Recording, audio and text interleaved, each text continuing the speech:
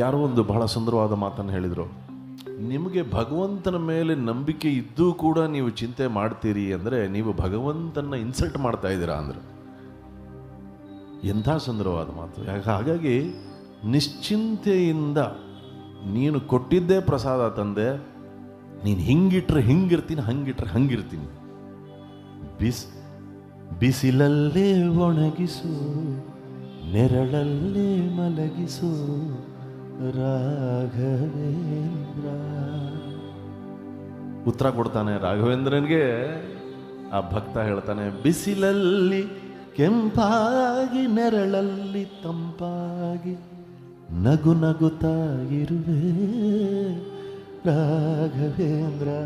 ಹಾಲಲ್ಲಾದರೂ ಹಾಕು, ನೀರಲ್ಲಾದರೂ ಹಾಕು ರಾಘವೇಂದ್ರ.